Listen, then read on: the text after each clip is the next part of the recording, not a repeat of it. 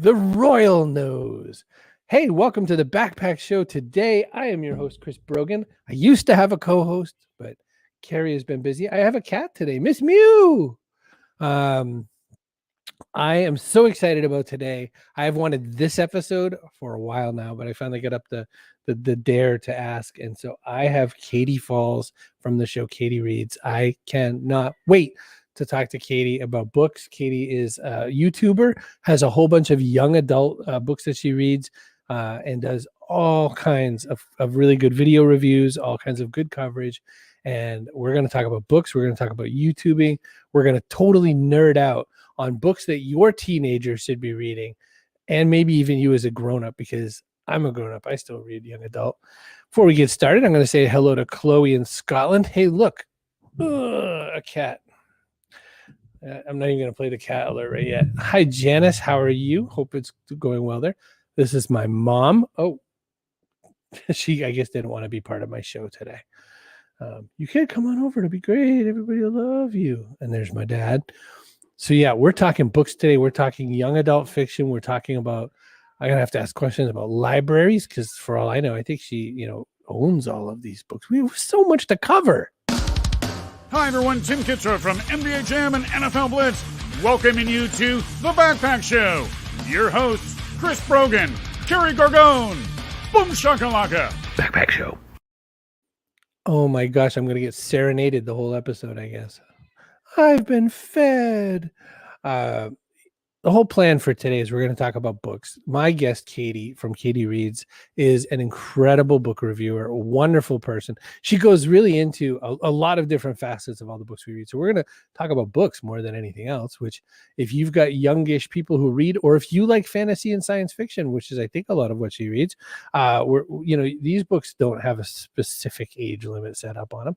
Listen, before I do that, I'm going to read my ads out fast just so that we can get those out of the way, because it's all Katie today. She's my whole episode. I cleared everything away just so I could talk only to Katie. So if you're an author, speaking of books, you can have your own website really easy, pub-site.com. Set it right up. It's easy, day free trial. $20 a month for this is incredible. That's way less than I'm paying. And this is a site built just for authors. So pub-site.com. If you want to go find an incredible book reviewer and have them on your show, you can use StreamYard, cbrogan.me/StreamYard. Yes, I'm that guy in those YouTube commercials. If you don't like my face, you can just listen to me anywhere that there's podcasts, and that's because we're hosted on Castos. If you want to throw up a podcast really easy, go to castos.com. For the hell of it. Do you want a .online domain? You could have katiereads.online. I think there's a Jason Falls online somewhere out there. Or I can't remember what he picked. But anyway, go to cbrogan.me/online. Use the code Chris in all caps. It's Katie's dad's fault that I have this site. That's worth having. So I, without any further ado, except for a couple of quick things, hola! I'm becoming less Batman and more Catman. Don't make me come over there. I don't even want to talk about it. Katie, save me. Rescue me. Help me. We have to talk about books. Listen, so you do a lot of things. You're like every human. You have lots of passions and interests and all that. What made you go from I read a lot of books to I'm going to turn on the camera and talk to people about them? I found what we call BookTube around April 2019, and I was reading the Percy Jackson series at the time, so I was really into reading, was binging all of them, and I found these videos and I was like, this is something I could do. My dad does YouTube marketing stuff, and I knew kind of ish what I was doing. I had a little bit of experience with making YouTube videos before, so I was like, this is something I could do. And I finally was like, I'm just gonna do it. I'll probably not get any subscribers, but I think it'll be fun, and I want to make friends who read the same kind of books as I do, because I do have friends who read, but none of them read the same books as me. So I started my channel, and here we are. Now, when you say about subscribers, you just got a new subscriber already while we were talking. So I'm hoping it's probably one of my pals here, because I just was saying, you have 229, and I was like, oh, no, you have 230. So, and it keeps going up. I mean, I've been watching it. You've got already 13,000 lifetime views, according to my stats. And in the last 30 days alone, you've seen almost 2,000 views on your site. Those are real numbers. Those are real good numbers. you put these videos together yourself. You've learned that you should have thumbnails and all that kind of stuff. I want to learn about that part with you, because it didn't come easy for me. I didn't know, and I kept trying to disagree with the people who said I needed the thumbnails with my human head and a cool font. What made you decide to do it, and how are you learning how to do all this stuff along the way? I just used the things that I knew that existed. So I use iMovie to edit all my videos. It's Cool. a simple software that works perfectly fine for what I need it to do. Yeah. I used Pic Collage to make my thumbnails because, again, something that works and I knew how to use it. And I just did what I knew how to do it. And I still use that software today. And it's just what I think looks cool. Most of my friends would think look cool, which is like my main audience is people my age, people who I interact with. And I just picked things that I thought looked cool and I put them on the internet. I don't really There's not much more to it than that, huh? Yeah, no. Well, so I want to bring up a point about that, though. You have to understand, when you get to, we're all self-conscious all through our life, pretty much. You know, when we're 5, we're not. We're like, I'll walk around naked. Who knows? But like the whole rest of our life, we're like, someone's watching me and judging me. But you did a lot of things that a lot of people are scared to do. And you put yourself out there sharing your opinion, which is something that the people watching you right now, a lot of them are so scared to do that they don't make films. How do you help them? How do you say, look, shake it off. You got to go do a thing. I feel like the first thing that I like. Did you see that? He says, I guess my brand's going from Jason to Katie's dad. It was a good run. But like the first thing that I always tell people is people are so caught up in thinking about people are watching me. They're not thinking about you. And especially at first, if you're doing YouTube, I'm not going to say it's hard to gain subscribers, but at first you're not going to have that many people watching your videos. It's probably going to be a couple family members and a couple random people who found you. And it's not going to be that many people. And if they subscribe to you, they're going to want to watch your content and they're going to think you're cool. So it's really, and especially in like the book community, everyone's really nice and accepting. I haven't really met one person yet who's like rude. And it's just like a safe space. And it's not as scary as it seems. Like, as when you do your first video, it's obviously going to be like, what are people going to think? But once you like start getting comments and people be like, hi, welcome to YouTube, it's not as scary as it was before. I want to play just a tiny clip, and I hope I don't get copyright stricken, because, you know, sometimes creators will do that sort of a thing. And I want to do a tiny little bit of one of your clips just to show people what it's about. And I love your work. I'm a subscriber, so, and I've been for a while, which sometimes people say these things, Katie, to me all the time. We're like, oh, isn't that sweet? I'm like, I like what she talks about. Like, it's not sweet. I want to hear what she's saying. It's not sweet. I don't subscribe to Hot Ones just because I don't want to see him torture people. So anyway, let's listen to just a tiny bit of your show. Doing my April TBR. You have theme music. So if you don't know, every month to choose my TBR, I play Strange the Reader, which is a TBR game that I have created, which is a kind of Monopoly style board, and it has different prompts on it, and then I will roll the dice to see how many rolls I do, and then I will do those rolls and choose a book based on the prompts on each square. So let's just go ahead and get into the first roll. Starting off the month with the 1 dice to see how many rolls we're going to do. 4. Okay. So now roll number 1. 6. 1, 2, 3, 4, 5, 6. A number generator. So the first roll that we got was a number generator, and I will insert the clip of me doing that here. Alright, so I'm going to do the number generator. So I have a 1 to 24, and we will then go to my TBR shelf and see what book it is. 18. Okay. You cannot see this. Oh my gosh, I'm so sorry. Okay. 1, I love this. I love that it's dark as hell, but whatever. We're just going to go with it. 13, 14, 15, 16, 17, 18. Obviously, I got Chain of Iron, by Cassandra Clare, which is honestly perfect. I needed to read this book. I am so excited to read it. I didn't enjoy Chain of Gold as much as I was expecting to and thought I would, but I still did really enjoy it, and I'm excited to be back with these characters and just see. Okay, so I'm going to pause you there. So I want to, I mean, there's so many things I want to talk about. So you came up with a game that allows you to pick which book you're going to read, because you, like everyone who's a reader, has those books that we bought that we didn't read. Yeah. So this is your way to deal with those? Uh-huh. So TBR means to be read, if you don't I know did that. not know that. Okay, good.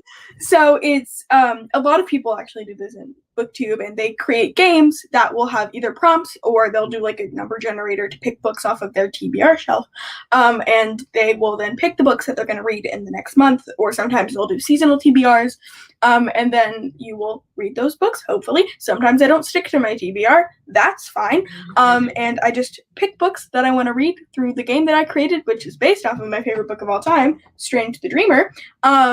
And yeah, it's basically what it is. Why is Strange the Dreamer your favorite book of all time? Okay, so it's first of all, the writing is incredible. Lainey Taylor just has a way with words, and I love her writing so much. And it also is a book about books. We follow our main character, Laszlo Strange, who is an orphan, and he gets a job at this library. And his entire life, he's been obsessed with this city called Weep. It's a lost city. It has a different name from Weep, but one day the name just like disappeared from everyone's heads, and it's just now Weep. And one day he gets an opportunity to go to Weep and figure out why it was lost, and it's just so whimsical and magical, and I'm definitely a character-based reader, so I connected to the characters, and then the ending hurt me, and I became obsessed with it. Weep's been gone for well over 200 years, though. How did he find it again? Like, how did it's a lost city because it's lost. We're missing a detail here. How did he find it? So people from Weep came to his like library, and were taking people to like help them fix this problem that they have, which he doesn't find out the problem until he gets to Weep, and he gets to come with them. Got it. Come on, I get some points for knowing that it was over 200 years lost, right? Yeah. Okay. All right. Chloe, who's in Scotland, talking to you. She says, Katie, do you read fan fiction like Archive of Our Own? I don't tend to read a lot of fan fiction. I mainly just read books, but if I have a book that I really, really love, I will get some fan fiction for it. My friend actually writes a little bit of fan fiction. Funnily enough, her name is Katie too, and she writes fan fiction for the Percy Jackson series, so she'll send me that as she's writing it, and I'll read that because it's about one of my favorite characters. But I don't tend to read a lot of fan fiction. Is Percy himself your favorite, or who's your favorite in that world? There are too many favorites, but my favorite like couple is Solangelo, which is Nico D'Angelo and Will Salas. I love them, so she writes fan fiction with them. Now, is that canon, or is that a ship? Oh no, it's canon. Okay, I didn't know. By the way, we just lost so many people who have no idea the difference between a canon and a ship. So ships are when fans want two people to get together, two or more people to get together, and canon means that it's actually written into the story that way. Yeah. So it's not in like the main Percy Jackson series, but in like the spin-off series, it's a thing. Very exciting. There's so much to it. So one of the things I'm thinking about is people don't understand these worlds. You said BookTube when you came on, as if everyone knows that that's there, and we don't. Like you said, all my other friends with TBR shelves, that we all have TBR shelves. Evidently, we all do. We just didn't know that's what you call them. Yeah. How do you find these things? Is it just through conversations and chats with other people who love what you love? Mainly, I watch a lot of book YouTube videos, and they would talk about these things that's just like common in the book internet. And I figured out what they meant, and I now use those terms too. A lot of people who watch my videos watch other book videos, and so they will most likely know what the terms are. Sometimes I forget that like people don't know what I'm talking about, and then I like randomly have to explain it. But yeah, I just like found it through other videos and talking to other people and being like, what does that mean? And they'll be like, it means to be read. And I was like, that makes sense. So I used to be quite the bibliophile. I used to read a lot, and I would go to the library a lot for it. You seem to have a proud papa, because you have bookshelves full of books. And you know what? I'll tell you, this is like one of those, when you get a lot older, you lose books over the years, because what happens is your friends won't help you move anymore.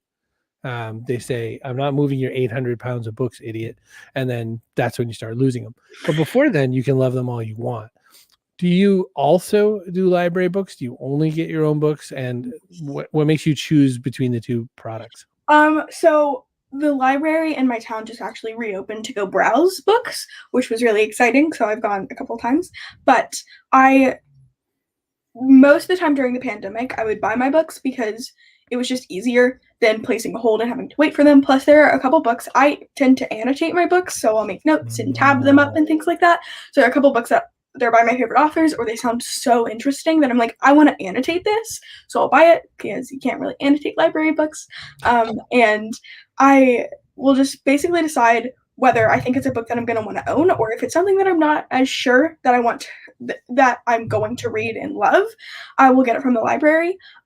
So it just really depends. But with them opening up for browsing, it's really just what I can find at the library. Oh, I don't own this, I'm going to get it and read it. Elizabeth says also, I've started to replace those heavy books with Kindle, because Elizabeth's moved a few times, so Yeah. that's what happened. But there's something about the smell of a book. There's something about being able to run your hands through. People think I'm insane, but books smell so good. It's totally true. And when you said about annotating books, I have been, for many years in my life, I've been a don't touch the book, don't wreck the book. When I'm done with a book, you wouldn't even know I had been there. Because like I don't even correct the spines on books. And then I read a book, which is a book about books, so you might like it or you might hate it. It's called Ex Libris by Anne Fadiman. And in Ex Libris, what Anne Fadiman says is she uses books. There's coffee in her books. There's cookie crumbs on certain pages. She rips pieces out. She writes in the corners. She dog ears and then dog ears again. There's colors all over her books. Sometimes she draws illustrations on them. And the whole time I read this like someone was stabbing me with knives. I was like, oh, you do what? No. And it seems like you have that. Can you show us one of your more annotated books? Are you willing to kind of let us look around the... Yeah, this is one of my most annotated books. This is Clockwork Princess by Cassandra Clare. And these are my tabs. Oh my gosh. Yeah. Go to any one of those tabs. Like, why do we need these tabs? So I just do it based off of emotions, just because it's funny to me to look back at. So I will maybe find a certain quote that I love, and pink. I have like a color code system. I actually have a YouTube video about this. But pink means love. So if I found something that I love, whether it's like a quote or just a piece of writing that I really like, or like two characters, like a romance thing, I will tab it and underline it in pink. So at the end of this book, there is a sad scene. So I have a lot of blue because pain. And yeah, hold on. Let me see if I can find another one. I think so. That's interesting though, because what you're saying is, if you feel okay to read a sad part in a book that you've already read, you're like, okay, I'm going to go read that part. And I see all these blue, so I know what I'm going to get here.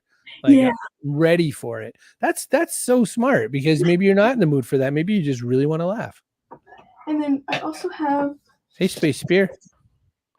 This is The Invisible Life of Addie LaRue by V.E. Schwab.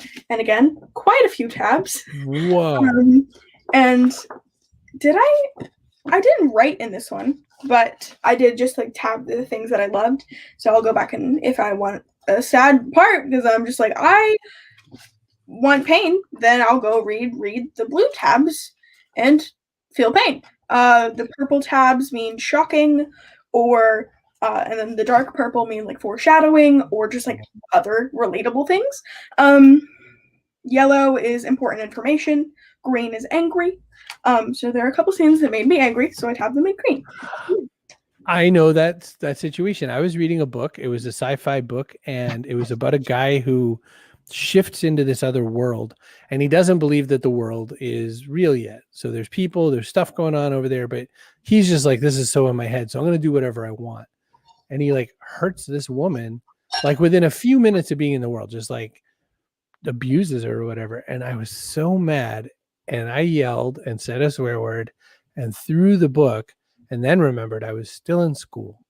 So I get detention for reading a book once, which was a little weird, but I get what happened. I mean, I yelled and all that. I shouldn't have yelled, blah, blah, blah. But I wish I had your tabs, because boy, would I have put a lot of angry. Red means love for you. Elizabeth was asking about joy. Is joy and love relatively the same in your system? Yeah. So anything that makes me happy, I'll have in pink. There are some books where is it? Can I grab it? Where is it? There are some books where I have these different color tabs that I'll like tab to match the book instead of like just like my normal system. So this one I have like a key at the front for all of these different colors instead of my normal ones. So like in this one, the yellow is funny, the orange is shocking, the red was relatable or like just other things. Purple is love, because purple is my favorite color. Don't know if you can tell by my dress, but purple is my favorite color. The like dark blue was important. The lighter blue was angry.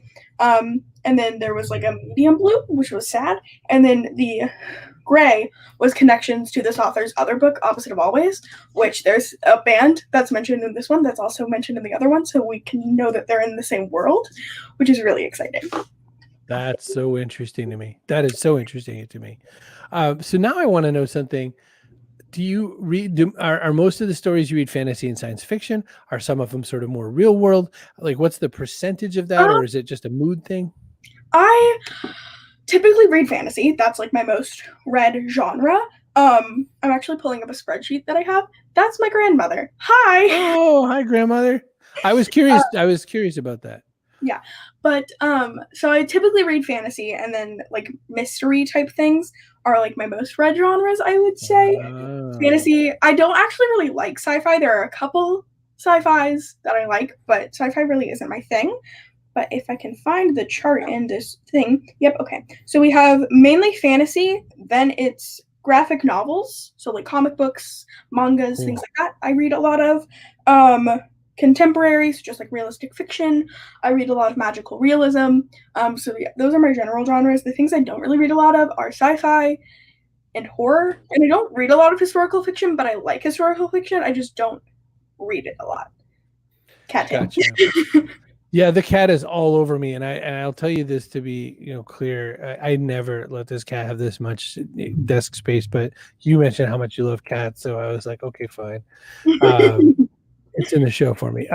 So I have a book for you, and this is interesting because we just had this person on our show, and she wrote a book called The Conductors by Nicole Glover.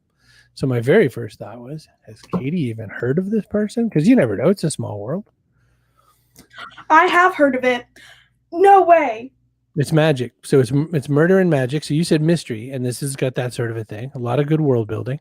And she was on, and I just want to go down and read the little summary thing. It says, it's a seamless, conductors plural, by the way, I got it wrong. Seamless blending of magic, mystery, and history, creating power and wonder with its rarefied glimpse of Black life in the late 1800s. So the Vigilance Society and the magic-wielding couple at the core of this story are a welcome addition to the growing choruses of voices in Black speculative fiction. So Glover's word-building, characters, and attention to historical detail create a delightful genre-bending debut. Not gender-bending. That's another whole book series. This was my one of my most anticipated book releases of this year. So really? I'm kind of freaking out that she was on your show. Well, so maybe I should get her to send you one, because you buy a lot of books. Maybe she should just send you one. I mean, that would be very much appreciated. I am on the case. Nicole Glover. We just had her on. She's a really good lady. All right, listen, I have to ask you something. I'm a little thrown. You have a game system you created. You have a tab system you created. You have a spreadsheet. You don't seem especially into being disorganized. Are you this organized in all of your life, or is this just because you love this so much? Yes, kind of.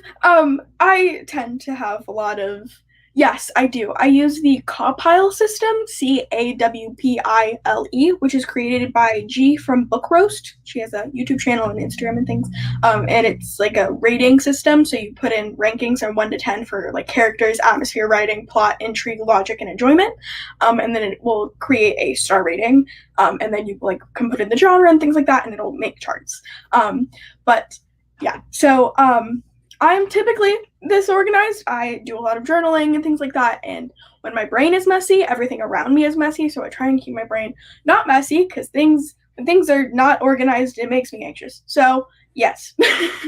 Oh, okay. So there's a mix of things in there. So Yeah. some, there's probably a level to which it's, kind of a thing you do. And then there's another part of it. It's a tool you use to try to help you with some of your stuff. I like that you could talk about that. I like that you could talk about your emotions that way. Janice was just saying that naming your emotions is a great way to build emotional intelligence. Your dad and I are about the same age. We were raised with a lot fewer tools like that. And it was not cool to talk about your emotions. You're in a world where that's a little bit okay. I think that probably helps. But do you talk to other people about how you do any of this, or do you talk to other people who are maybe not as successful at managing their emotions ever, or is that not a topic? Most of the people I talk to, we don't really like talk about mental health things, but sometimes it will come up and we'll talk about it a little bit. And I tend to be pretty open about it just because it's not something that I want, it's not something that I want to be stigmatized, English. So I tend to be pretty open about it and talk about it quite a lot. But yeah, so it's not really a topic that comes out a lot, but when it does come up, I'm open about it. So it's more like those moments of like, girl, same, and then you just keep going and do what you're doing. You glance off it a bit. Yeah. I get you. So I want to know all about a lot of things, but I know we're kind of getting ready to wind down in a bit. Tell me a little bit about your manga and graphic novel reading. Because I was born and raised on comic books, and there wasn't really manga or anime available when I was a kid. It was all either like Richie Rich and those kinds of things, or like superheroes. So what are you into for graphic novels and manga and anime? I don't read a lot of manga. I prefer to watch the anime than read the manga. But with graphic novels, I love reading them. They're so fast and they're fun, and I would say I'm a relatively artsy person, so I like looking at art, and graphic novels are a great way to do that. Some of my favorites are Heartstopper by Alice Oseman, which is getting adapted to Netflix, and I'm incredibly excited. The Tea Dragon Society by Katie O'Neill. What are some other ones that I have? Pilu of the Woods by my favorite. I was about to say I've never heard of any of these, but I've heard of that one. And Anything by Tilly Walden, I love. I haven't read all of her stuff, but most of it I have, and I love all of her things. So yeah, those are like my favorite graphic novels.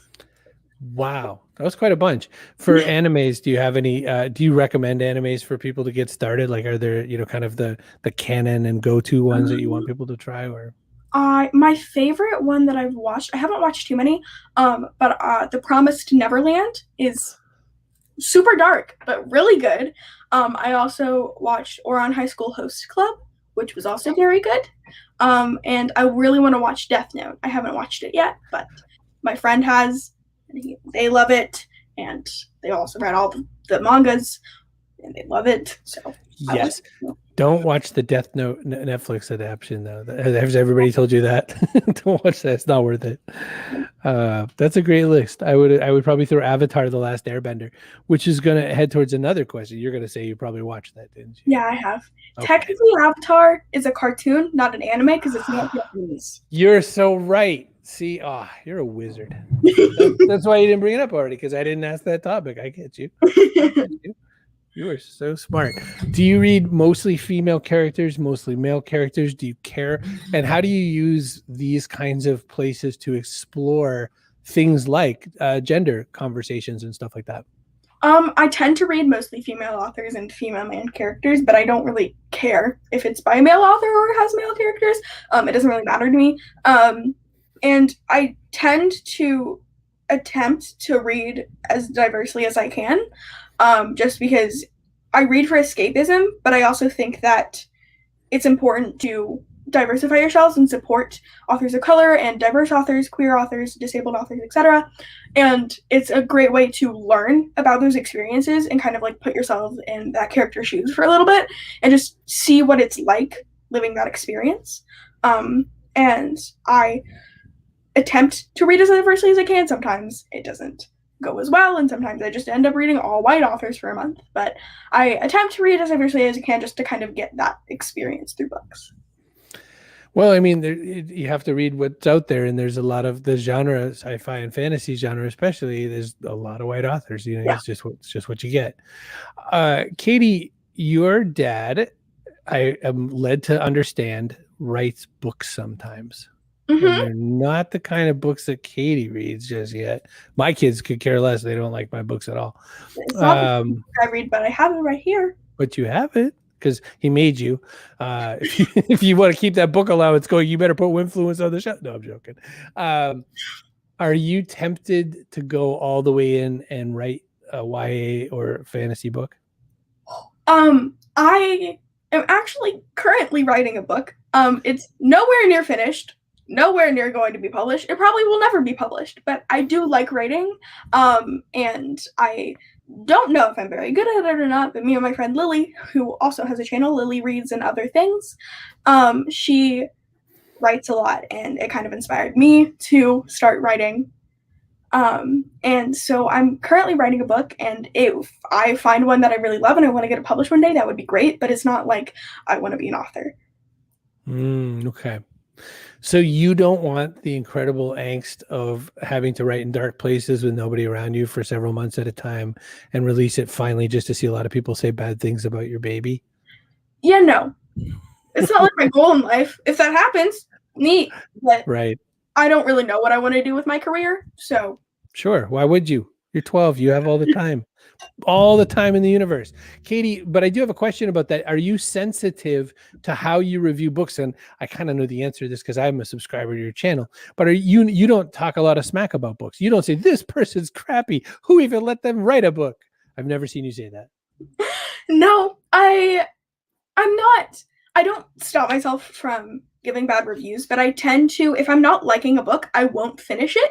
So, and like the YouTube book community, we call that DNF, so did not finish. And so sometimes I will just not finish books that I don't like, so that stops me from giving bad reviews because I don't tend to write reviews on books that I don't finish because I haven't read the whole story. So that's, I think, the main reason why I don't give that many bad reviews. And there are a couple books here and there that I don't really like that much, but I don't talk smack about them just because a lot of people do love them, and I don't want to like be like, this book is terrible, and then make them feel bad for liking the book, because everyone likes different things. That's true too. You know, I was saying it from the point of view of the author, but you're right. Like, there's a lot of readers who just love a book and everyone goes and poops on it, and you're like, oh, I guess I'm not supposed to like this book, and you sort of like hide your book in the closet, so to speak. Listen, I'm being instructed now. I'm being told what to do. Tell him about the book you recommended to me, Buried Beneath the Baobab Tree. So this is the book, Buried Beneath the Baobab Tree. And this one is about a girl who was kidnapped by Boko Haram, which is a terrorist group. Wow. And it's about her experience and what that was like. And the author talked to victims and wrote this story, and it was very hard hitting. So if you're like not in the correct headspace to read this, don't put yourself through that. But it's so important, and I think that more people need to read it because this was something that I'd never heard about before I picked this book up. So yeah, if you're looking for a sad recommendation, here you go. That's a good sad recommendation though, because sometimes you need sad things because you have to understand what it's adding or doing to the world. And if people don't know who Boko Haram are, it could happen again, or worse things could happen. That's important. I need to know something. Your grandmother said that, and you had that book like it teleported. You had it like you knew that was the very next question. How did you put your hands on that so fast? Like if I say quick, first book of Hunger Games, does that just materialize in your hand, or how does that work? No, I just have my bookshelves right here. So it was like literally right there. But really organized or something. You knew right where it was. Yeah. I'm kind of picky about my books. If you said The Hunger Games, though, The Hunger Games is actually downstairs. I have like a separate shelf because I don't have enough room on my bookshelves where I keep like Harry Potter and Hunger Games, and I use that old stuff you read back in the way old days. Yeah, so I keep those down there, and those are like the books that I would like lend to my step siblings too. So that's where I keep those. But yeah, I keep my books pretty organized. I don't like it when they get messy because again, freaks me out. So I typically organize them by height. As you can see, this shelf does not apply, but that shelf up there is all UK-sized paperbacks and things like that. So I know where everything is because I don't have a super extensive collection. I mean, I have more than a lot of people do, but it's not like... I was going to say, using that lens around, people are going to argue with you on super extensive or not. Chloe had another question. So you have two viewers from Scotland now, by the way. Nancy's in Scotland as well. What is one book you think everyone should read? That is very difficult because there are books that I love, but I know that not everyone will like them. So I think my immediate answer would be The Hate You Give by Angie Thomas because it's incredibly important for everyone to read that. But if we just went on like my favorite books, strange. We're going back. Or Six of Crows by Leigh Bardugo, which is like a big fantasy series, which it's technically like a sequel series to the Grisha trilogy. It's a whole thing, but I love this duology. So Six of Crows. That was awesome. I love it. Once again, they're just right there. You just know right where they are. You're going to pick them right off. They're just there. That's so cool to me. Katie, we're nearing the end of this thing, and I have to point out something. Your pop said, I don't think she's going to make it to 40 minutes. We can keep going. You feel comfortable, I would assume. We're having a good chat. We got a lot to talk about here. I feel like I didn't really even ask you all the questions I need to ask you, but we have to wrap up shows eventually. Let me ask you this question. Who else is another book person that you like to read, watch on the booktubes? That you mentioned your friend Lily. Who else should we also be checking in on, and kind of get a back and forth going? Okay, I could keep going. Lily from Lily Reads and Other Things, who is my best friend in the entire world. And we met through BookTube. Allie from Allie and Books. April from Aprilius Maximus. Chloe from Books with Chloe. Other people. You just whizzed through like 5, like they were naturally everybody watches these. Molly from Mind of Molly. Deja from Deja's Book World. Zoe from Book Hooked. I could keep going. I'm not gonna keep going though because I'm sure that I would go on for hours. But those are the ones that came to the top of my head. Those are some killer shout outs. That's a big list too. Well, all right, I have maybe 2 more questions. One is, do you watch any of the stupid regular YouTube out there? Like, do you still like sneak a little Markiplier here and there or anything like that, or Good Mythical Morning? No, I don't. I don't watch a lot of the same YouTubers that all of my friends watch. I do watch things other than BookTube. I watch a lot of like journaling channels and like StudyTube. I don't know, people who are in college. I find it interesting, and like things like that, and just like lifestyle channels. But I don't watch gaming channels because I'm not interested. I will watch some of my favorite BookTube people have Twitch streams where they'll play Animal Crossing, and I like Animal Crossing, so I'll watch those. But other than that, I don't really watch Markiplier or anything like that. Those people, yeah. I was just thinking, like, I couldn't even imagine you doing that. I couldn't imagine you sitting down. I watched some of those, like, Good Mythical Morning and like, Will It Blend? And I just can't see you doing that. All right, so I think I've asked those questions. A schooling question, and then I'll let you go. You're doing remote schooling this year, I think you said. What's that been like compared to in-person schooling, and which do you prefer, do you think? It has not been as difficult as I thought it would be.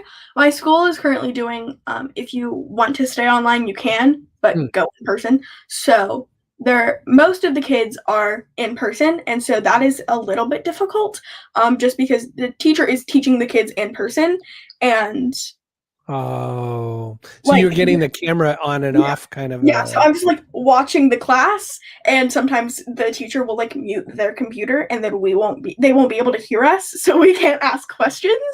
And it's also just a little bit different because, you know, my cat is now box cat to everyone in my religion class, because she was in a basket, and I carried her up to my room to have her in my lap during class one day, and now she is box cat to everyone. So it's just a little bit odd. It's more casual, but other than that, it's not that different. And I think I do prefer online school just because I'm a socially anxious human and I like being able to sit in my bed in class. Me too. My 18-year-old finished the last year of high school in quarantine, and he said, "Why couldn't I have done this all along? This is the best." So My the mom other was one hates. "You're never gonna do online school. Like you have to go in person." I'm like, now COVID is a thing. Why would I ever want to go back? Although my school isn't offering online classes next year, which is a little bit annoying, but you know, it's fine. That's right. We'll have to figure out what to do with that. All right. So I have a question I've asked every guest who's ever been on the show, and you carried the whole show all by yourself. There's no other guest. You ran the whole show with me. Now, here we have the last question I ask every single guest, which is what goes in your backpack? Now, this could be something physical. It could be something metaphorical. I'm going to tell everybody in the audience right now, if you don't guess what's going in Katie's backpack, you haven't watched this episode. Katie from Katie Reads, what goes in your backpack? Oh, Strange the Dreamer. I'm so surprised. Although, I mean, I could also take one of my other copies of it. Did you get a UK sized PB yet of it or no? Yep. My friend there it is. Sorry. sent me this one. This is the UK hardcover. This is the US paperback. And this is the US hardcover, which is also heavily annotated. Wow. Wow. Can you read us a quote you love from that? Can you have a lot of love in there? Can you read me one quote you love from that? Okay. Only one. Oh my goodness. I know. That's like telling you between all your babies which one do you love. I know. Well, the one this tapestry right here has the quote on it. It's the dream chooses the dreamer, not the other way around. Or it was impossible, of course, but when did that ever stop any dreamer from dreaming? Dream up something wild and improbable, something beautiful and full of monsters. I could keep going. I turned my nightmares into fireflies and caught them in a jar. That's impressive. I don't think you listen to a lot of musicians either. I think you just quote books. All right. Well, listen, I have to do a couple more things. Oh, thank you. Did the cat just turn on a piece of software for me? That's a new experience. It just opened up Discord and I don't know how. Katie, we have literally, we have another thing we do around here. Oh, and here's our person of the day. Kaboom! And our person of the day is going to be Elizabeth Quintanilla, who maybe just left, by the way. I think she should leave, but I liked a lot of her comments today, and they're really spot on.